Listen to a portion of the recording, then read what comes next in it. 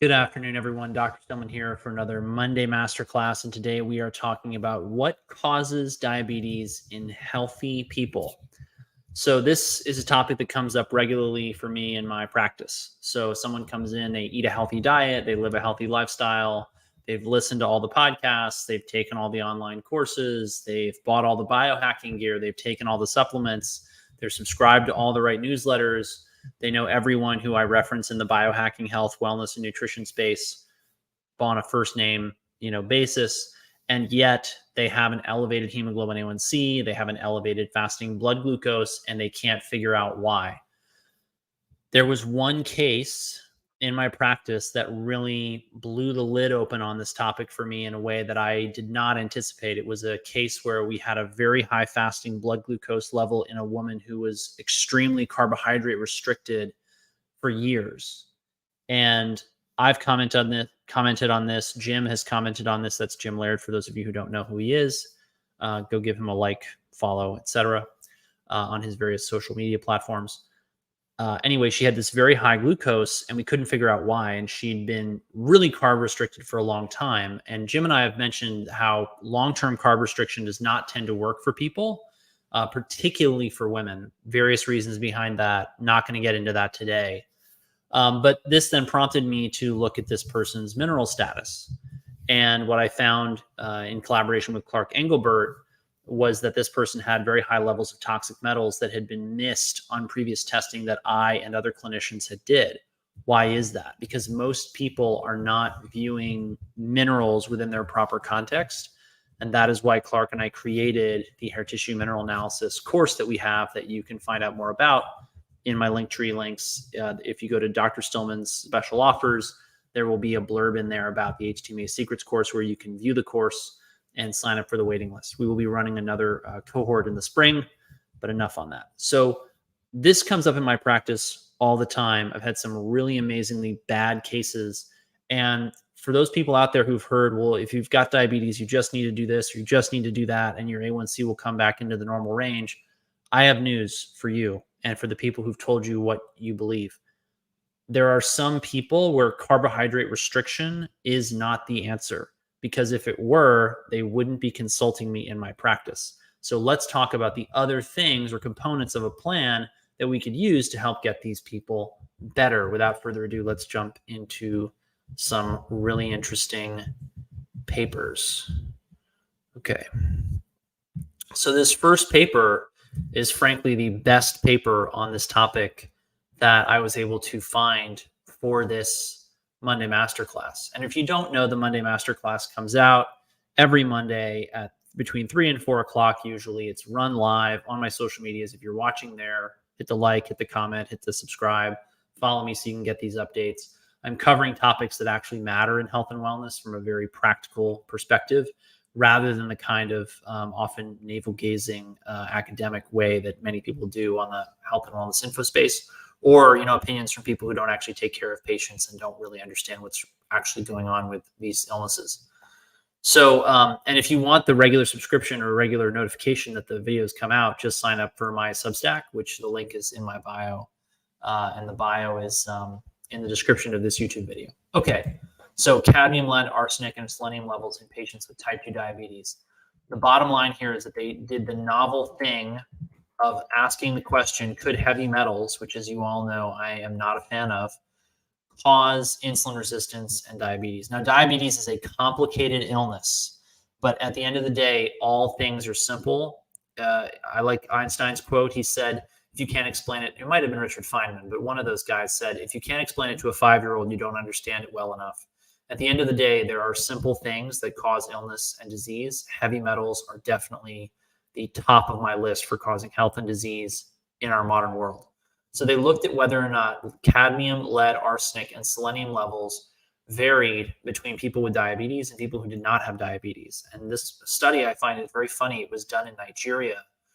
I think it's kind of sad that there are not more papers on this coming out of, the United States, which is historically anyway a scientific powerhouse and juggernaut. But American scientists seem to be very distracted by whatever it is they're distracted by as far as I'm concerned, most of American medicine is chasing after noise that doesn't translate into better patient care, but that's another story. Okay, the mean value of lead and cadmium were significantly higher in the serum of diabetic patients when compared with the control, but there was no significant difference in the concentration of arsenic. The serum concentration of selenium was significantly lower in diabetic patients than in healthy controls. Okay, what does that mean? Toxic metals did correlate with worse disease and the presence of disease, period. And the selenium concentration went down with diabetes. This begs the question, aren't minerals, or to what degree are minerals at the heart of insulin resistance, right? In cases where I see a mild abnormality in the hemoglobin A1C, fasting blood glucose, high insulin levels, whatever, I will almost always use a combination of minerals that are known to improve glucose tolerance, okay? This study showed that increased toxic metals are associated with diabetes mellitus. Thus, these elements may play a role in the development and pathogenesis of diabetes mellitus. And yet, tragically, the vast majority of people who have diabetes never hear anything about minerals from any doctor, clinician, and in some cases, even health and wellness influencers who, in many cases, I know are not qualified to dig into this literature, but when you start using minerals to get people well, you almost feel sorry, can't help but feel sorry for the people who don't know how to use them. But anyway. Okay, so what are these minerals and how do they work? Okay, and which ones are I most enthusiastic about for blood glucose issues? So number one, chromium. This is in no particular order, by the way. If someone's got a high glucose, I'm almost bound to recommend a combination of the three minerals I'm going to talk about today. But chromium is one of the most interesting. So we didn't know anything about chromium until like the 1970s, when we had enough technology to put people who couldn't digest food on something called TPN. That's total parenteral nutrition. That means we were feeding them through their IV, through an IV, through their vein. That's very abnormal. It's not healthy. It is not compatible with life, frankly. Some people manage to do it for years or even decades of their lives. I wouldn't wish it on my worst enemy. But one of the things we found is that these people developed raging out of control diabetes if they were on it for long enough. Why is that so interesting? They eventually figured out that the nutrient that these people were deficient in, because it wasn't added to the total parenteral nutrition, i.e. the IV nutrition they were getting, was chromium. And it was the first time in the history of science that anyone had been deficient in chromium. This is so interesting because what it means is there's enough chromium running around in nature for people to have enough that they don't develop overt chromium deficiency. If you don't understand why this is so critically important, go watch my masterclass from last week on triage theory and how do you know if you're getting enough of certain nutrients. It was really important. I went over it in very great detail and really explained the theory behind this. And yes, the theory is important for you because it does govern how you act and behave and the lens through which you view your decision making. But anyway, they figured out that chromium was lacking in these people. We have enough of it in daily life that no one winds up in the ER, the ICU with overt. Thanks, Shane. Shane C says, I will finish watching this later, but this guy is the best. I appreciate that. So there's enough chromium running around in the food supply that people will not wind up in the ER, the ICU with overt chromium deficiency. But a bigger question is there enough chromium coming into the average person in their daily diet for them to have optimal chromium status and optimal glucose utilization? And the answer is a resounding no, in my opinion.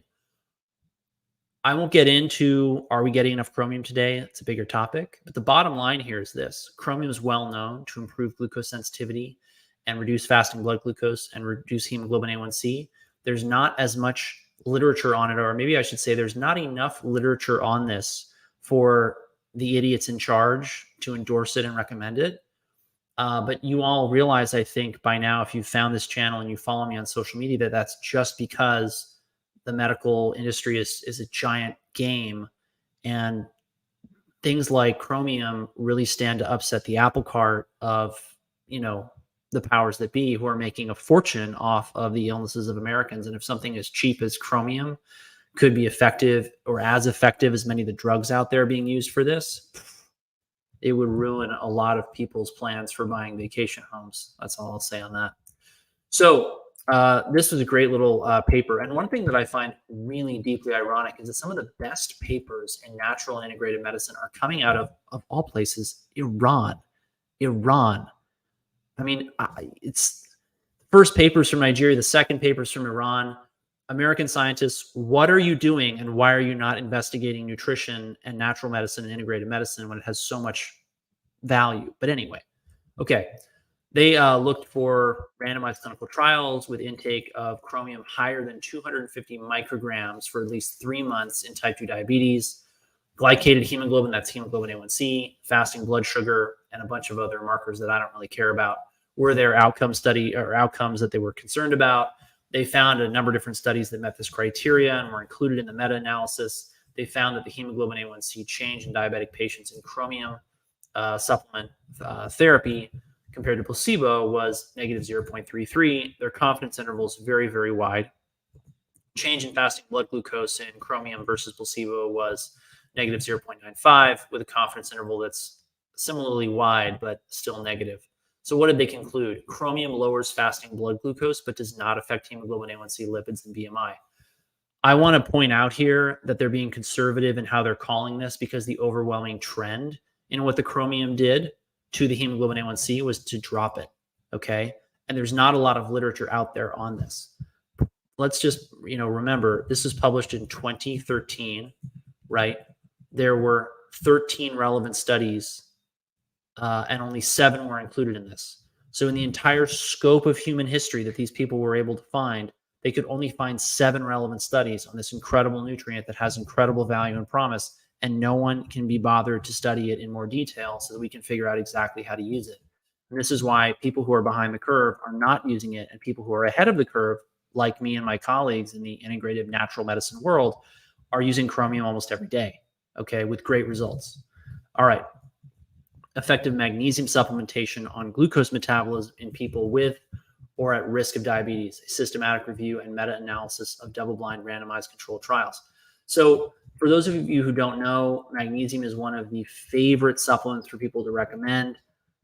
It's real simple why it works for, practically everything. Like put a dartboard on the wall with a bunch of symptoms on it and throw darts at it, almost every single one, no matter where you hit on the board, magnesium probably has some study somewhere supporting that it works for it. And this is because magnesium is just one of the 4 macro minerals that drive fundamental metabolism. And we cover that more in the HTMA Secrets course that Clark Engelbert and I run, and that you can learn more about if you go to Dr. Stillman's special offers page through the link tree below. But anyway, magnesium is well known to be critical for glucose metabolism. And that's why this is a meta-analysis where they just looked at all the different studies, right? And they found similar things that they found for chromium in the last paper. So although higher dietary intakes of magnesium seem to correspond to lower diabetes incidence, research concerning magnesium supplementation in people with or at risk of diabetes is limited. Translation: we all know that the higher your magnesium in your diet is, the lower your risk of diabetes. However, we don't know if giving people mag supplements is going to fix this problem or not.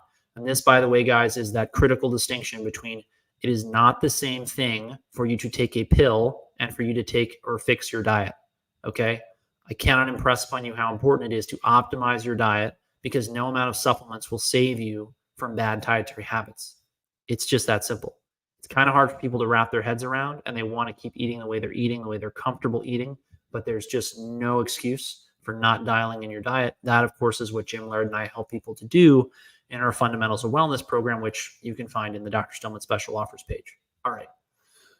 So what did they find when they looked at these studies? So compared with placebo, magnesium treatment reduced fasting plasma glucose in people with diabetes. In conditions in people at high risk of diabetes, magnesium supplementation significantly improved plasma glucose after a 2-hour oral glucose tolerance test. Okay. So magnesium supplementation appears to have a beneficial role and improves glucose parameters in people with diabetes, and also improves insulin sensitivity parameters in those at high risk of diabetes. This is not that controversial. For some reason, this hasn't made it into or been translated into clinical practice. Millions and millions of people out there struggling with diabetes have no earthly idea that magnesium is a simple I hesitate to say solution because, as I think you guys all know, our speech is very much policed by the regulatory agencies these days. So I don't really want to go down that road, but I want you guys to know this isn't controversial. It's very well established in the literature that magnesium has a critical role to play in insulin sensitivity and glucose metabolism. And that's why I'm always looking at mag levels in people who come to me with diabetes or high A1Cs or high glucoses, because it's such a critical element to get right. Because if you don't get it right, they will rarely, if ever, recover normal insulin sensitivity. All right. Here's another great article on chromium, glucose intolerance, and diabetes. So let's talk a little bit more about this. This is from the guy who, based on my review of the literature, this guy owns the literature on chromium. He's the world expert. And I think his comments on this are very interesting. So the requirement for chromium is related to the degree of glucose tolerance. 200 micrograms per day of supplemental chromium is adequate to improve glucose variables in those who are mildly glucose intolerant. However, people with more overt impairments in glucose tolerance and diabetes usually require more than 200 micrograms per day. Daily intake of 8 micrograms of chromium per kilo of body weight was also more effective than 4 micrograms per kilo in women with gestational diabetes. Translation: you've got to use higher doses in order to have a significant effect. We'll use 200 micrograms twice a day, typically, in cases like this. So supplemental chromium has been shown to have beneficial effects without any documented side effects in people with varying degrees of glucose intolerance, ranging from mild glucose intolerance to overt type 2 diabetes. Translation: this is 100% safe and effective. One thing I want you all to know is that chromium in our environment today is not all usable by the body. So if you know the movie Aaron Brockovich, that movie's about a town that was poisoned by hexavalent chromium. Hexavalent chromium is a poison. Trivalent chromium is a nutrient. One thing I want people to know, and that we impress on people in our hair tissue mineral analysis course, is that when we often see toxic metals coming out of the hair. One of the metals we often see at high levels in the hair is chromium. We shouldn't fall for the idea that this is coming in from the diet or even from supplements. I have yet to find anyone with a normal or high hair level of chromium from a supplement. Now, I can't prove that they have an environmental exposure, but it begs the question, how much of this stuff are we being exposed to in our daily life and our daily environment? I believe the answer is much more than people suspect, but that's speculation. All right. Another really interesting article on selenium, this one from 2015. Why am I bringing up the year? I'll talk about that in a minute. This was an interesting study on selenium supplementation in gestational diabetes. And this one is also in Iran. And the Iranians do some of the most interesting work going on in this space. This one I was interested in. So to our knowledge, no reports are available indicating the effects of selenium supplementation on metabolic parameters, inflammatory factors, and oxidative stress in gestational diabetes. I think that's sad. In 2015, no one had ever bothered to answer or ask this very simple question. And so the Iranians are asking it. Patients were randomly assigned to receive either 200 micrograms of selenium supplements as tablets or placebo for 6 weeks from weeks 24 to 28 of gestation.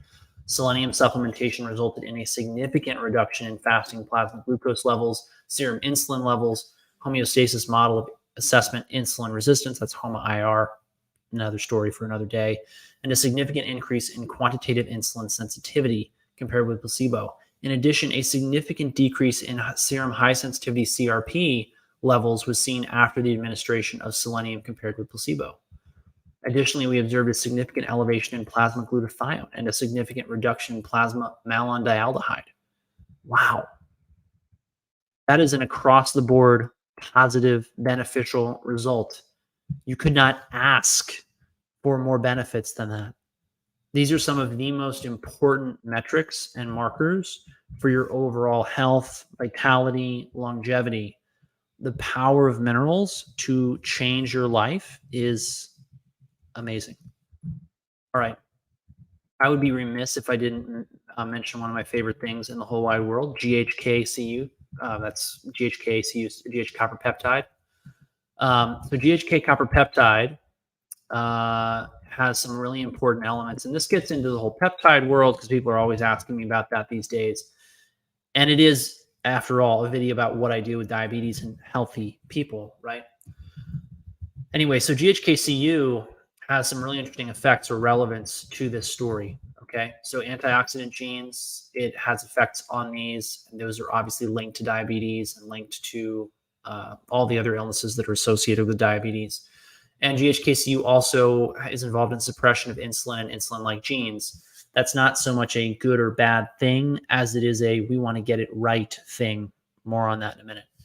And obviously, insulin has everything to do with glucose metabolism, etc. Right? So let's talk about GHK-Cu and diabetes. And it is somewhere in here. Oh, hang on.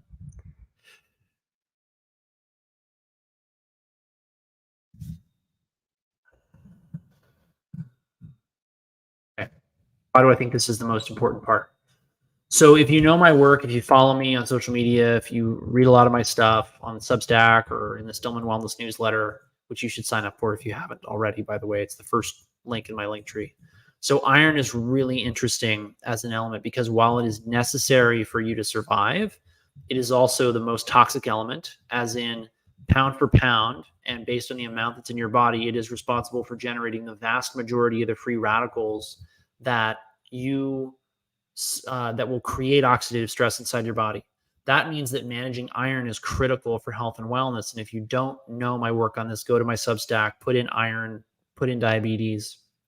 You'll see that I've written a lot about the relationship between iron and metabolic syndrome. Long story short, higher levels of iron are related strongly to insulin resistance, diabetes, obesity, hypertension, all the diseases of aging.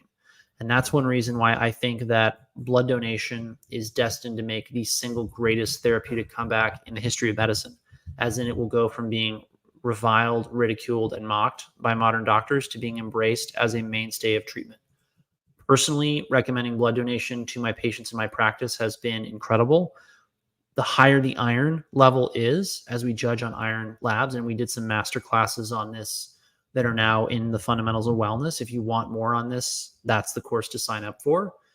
So the higher the iron level, the more likely the person is to develop metabolic syndrome. And the more you drop the iron level and the total iron load, the healthier metabolism gets. It is one of the most robust correlations I've ever seen in medicine. But anyway, GHK-Cu, GHK copper peptide, controls iron. So iron has a direct role in the initiation of lipid peroxidation. An iron Fe2+, Fe3+ complex can serve as an initiator of lipid peroxidation. The major storage site for iron in serum and tissue is ferritin, and thus the superoxide anion can promote the mobilization of iron from ferritin, which can catalyze lipid peroxidation. GHK-Cu produced an 87% inhibition of iron release from ferritin by apparently blocking iron's exit channels from the protein. Why is this so important? Okay, if you've followed me closely, you know that I've recommended these things called LifeWave patches. The LifeWave X39 patch reflects light back into the body that activates GHK-Cu. That shouldn't be news to you if you've read my articles on this. So what happens when GHK-Cu gets upregulated, this paper is saying, is that it reduces the amount of iron that's coming out of ferritin, which is going to indirectly reduce oxidative stress because ferritin is the thing that controls iron and prevents it from running rampant all over the body and creating absolute mayhem. Now, this is not the only role that GHK-Cu has in helping your metabolism, but it's one of the most important, in my opinion. And this is why I'm not surprised when people start using LifeWave patches. They come back and they tell me things like, oh, my blood pressure is better. Oh, my insulin control is better. My glucose control is better. I'm able to eat more foods. I'm able to tolerate more foods. I'm able to live my life. I have better energy. All these different things get better. Okay. If you want more information on that, Linktree, there's a LifeWave link in there. Go check out my posts on that. I've done a lot of YouTube content on it. I do a live with Renita Brannon every so often. I'm planning on going to her Thursday night meetings at 8 p.m. every Thursday. That's Eastern time, by the way. So I think that people who come to me with glucose control problems with diabetes, I'm recommending the LifeWave patches to them. It's part of why we include them in our executive physicals now.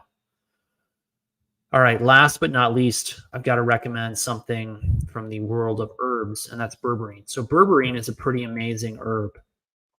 Berberine, extracted from coptis root and philodendron Chinese, has been frequently used for the adjuvant treatment of type 2 diabetes, hyperlipidemia, and hypertension in China.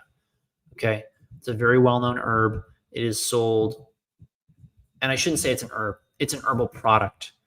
Berberine is part of a group of compounds that are found in certain plants.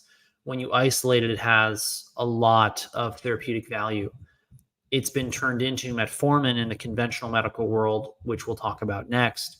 But berberine is still available. A lot of people coming to me won't set foot in a pharmacy, won't touch any drugs. They just want natural products. I respect that. Berberine is one of the things that is useful in improving glucose control. Okay. But how effective is it? So 27 randomized controlled clinical trials were included with 2,569 patients. That's a lot of data, people.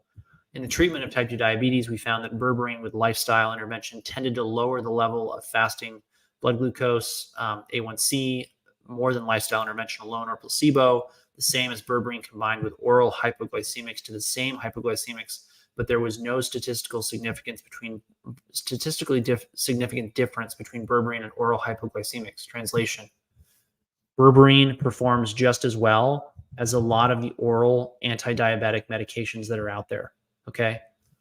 And that's really important for people to understand because they're going to the regular doctor, they're being recommended this product that may or may not have nasty, ugly side effects. The more drugs that get put out for diabetes, the uglier the side effects we see. I don't even want to talk about some of the side effects some of the modern diabetes drugs have. It somewhat shocks me that some of them are legal, but that's another story for another day. I won't get into that right now. The bottom line here is that if someone comes in with a high hemoglobin A1C, insulin resistance, glucose intolerance, whatever, berberine may be one of the things that I recommend to them. But there's a strong argument, I think, for using metformin instead of berberine. Shout out to a friend of ours, Jay Campbell, who's got an incredible review on metformin. Jay is convinced that metformin, is pretty much the best thing since sliced bread, and he does not recommend berberine. I'll let you guys view his information and make your own decision. But the bottom line here is that metformin is amazing. And metformin is so common and so old that it's actually really easy to get. It's on the $4 list at Walmart. I mean, it doesn't get any cheaper than that. One of the things I want you all to know about metformin is that there's a lot of information coming out about diabetes, or rather metformin, not just having anti-diabetic properties, but also having life-prolonging or longevity-promoting value. So let me explain from this study or this review of metformin. So the numerous beneficial health outcomes associated with the use of metformin to treat patients with type 2 diabetes, together with data from preclinical studies in animals, including the nematode, C. elegans, and mice, have prompted investigations into whether metformin has therapeutic utility as an anti-aging drug that may also extend lifespan. Wow, what a long way of saying metformin may prolong life in humans based on data and evidence from animal and nematode models. Okay, then they did these two studies, Miles, metformin and longevity study, and TAME, targeting aging with metformin. These were designed to assess the potential benefits of metformin as an anti-aging drug. Preliminary analysis of results from Miles indicate that metformin may induce anti-aging transcriptional changes. However, it remains controversial as to whether metformin is protective in those subjects free of disease. Translation: here's what's going on in this review. That's very, very long-winded. Okay. Basically, what they're saying is they've set up studies to look at and have a definitive answer at the end of them as to whether or not metformin prolongs life. The early evidence on that from Miles, one of the studies, is encouraging and shows that based on transcription level data, that means your genome, it's likely to have a positive effect. But they're hedging their bets because they don't want to look stupid if that preliminary data doesn't pan out in reality. Because one thing we know is that just because something looks good in its preliminary data does not mean that it translates into an actual tangible benefit. Hopefully that concept is easily understood. Okay. And so they're not willing to come out and just say metformin is protective in people, period, full stop. Okay. It's going to take a lot of time that a lot of you don't have for those results to come back in. And that's why I think smart doctors are hedging their bets. And when they see an opportunity to use metformin and get a clinical benefit, they'll use it. And what I let my patients do or just talk to my patients about is, hey, look, this is something that there's a lot of data behind. You're going to hear a lot about it the more you get into the anti-aging world. If it's something that you're willing to take, you're not going to do yourself any harm. Okay. And it may have some substantial benefit. Again, Jay Campbell has a definitive guide to this. Go read it. It's fascinating. Okay. We conclude that despite data in support of anti-aging benefits, the evidence that metformin increases lifespan remains controversial. Again, they're just hedging their bets. And to be fair to them, they don't actually have all the data in yet. So I respect the conservative nature of their recommendation. However, via its ability to reduce early mortality associated with various diseases, including diabetes, cardiovascular disease, cognitive decline, and cancer, metformin can improve health span, thereby extending the period of life spent in good health. Bottom line, metformin is an amazing option for people with insulin resistance, for people with high glucoses. It's a great drug. I will use it, and I don't use a lot of drugs anymore in my practice. In fact, I think I probably don't send in more than half a dozen prescriptions in a month, and that would be a very busy month of prescribing. So, as always, thank you everyone for watching. Thank you for liking, commenting, sharing, subscribing, all of those good things. Make sure you're on the list at stillmanwellness.com. Make sure you sign up for my Substack at stillmanmd.substack.com. I've got more and more premium protocols coming to the premium subscribers to that blog, where you will get unique behind-the-scenes insight into how things really are and how to be healthy and well in our tipsy, topsy-turvy, crazy, wild, sometimes wonderful modern world. Again, thank you all for watching. Have a great Monday, and don't forget to get outside.